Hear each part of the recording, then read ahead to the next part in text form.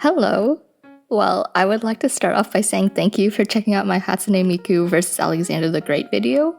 Oh, I didn't expect that many people to see it, and I don't know why. It made me sweat profusely seeing people see my video.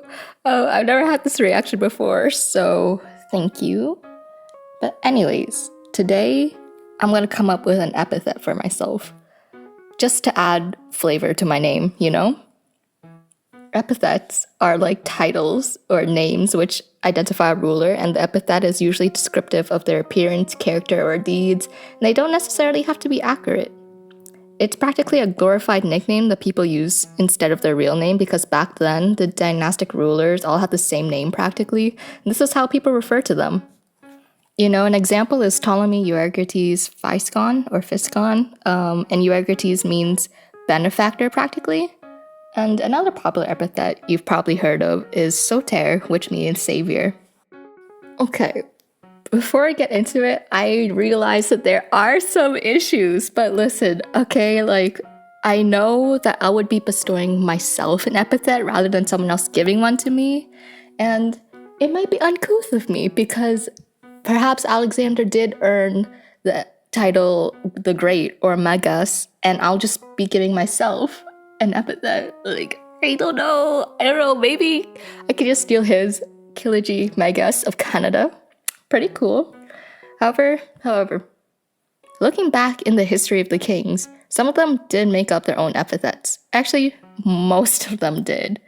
Because sometimes the epithet they chose weren't even used, and they were given a much worse one.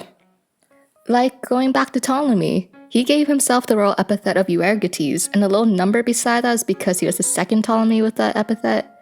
Anyways, the epithet that was more used to describe him was Physcon, which means fatty, because he was known for being rich and partying. Another example is Demetrios of Macedon, who gained the epithet of Poliorketes, which means the besieger. Which sounds cool, right? Wrong. It's actually not a flattering name, because Demetrius earned this name when in 305 BCE he tried to besiege the island polis of Rhodes, which was an important and wealthy trading port at that time.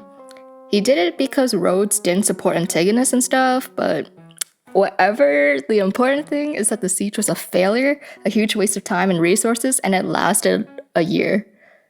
Demetrius in the end was forced to concede that Rhodes wouldn't help them and presented them with a peace agreement, and he claimed that was a success, but it very much was not.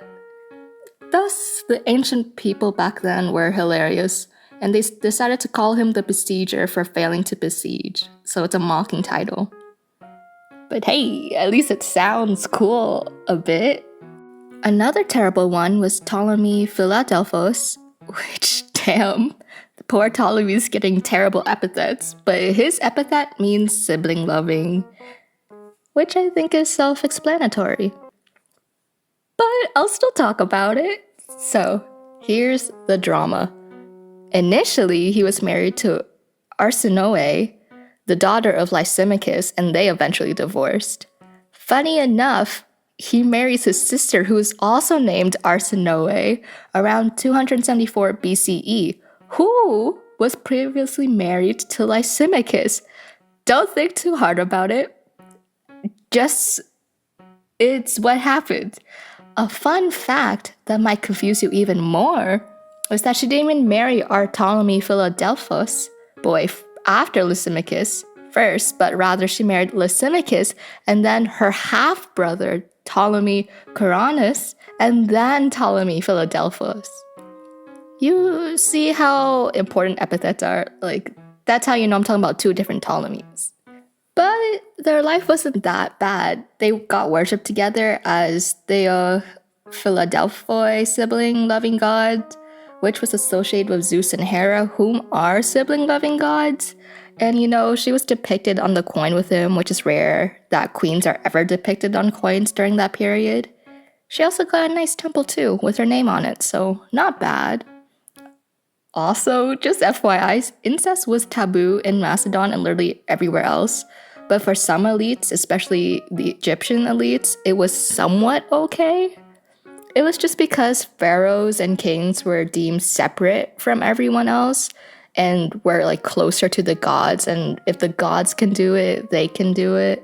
But it's definitely not normal. It's not normal at all. It's complicated. If you want an even more complicated incest king relationship, you should search up Ptolemy Euergetes Physcon and his relationship with Cleopatra II, his sister, and Cleopatra III, his niece. I think you can piece together what could have happened, and I won't say because it was gross. But let's just say he made sure that all future Ptolemies would be related to him in some way. Also, this is not the Cleopatra you're thinking of, the one with Mark Antony. She also had some weird incest family marriage too, but hers was like political, and I don't think she did anything creepy. But that was Cleopatra number 7.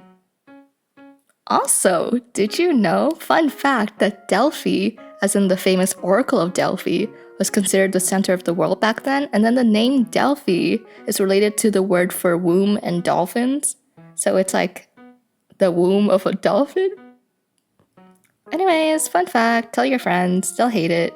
Maybe they'll hate it less than how my friends did. I got sidetracked. Just because Philadelphoi reminded me of Delphi. Anyways, where was I? Where am I? What's happening? Another issue that I have arrived at was whether or not I should make my epithet in ancient Greek. But that seems like a bit of appropriation. Well, any more appropriation than I'm already doing, but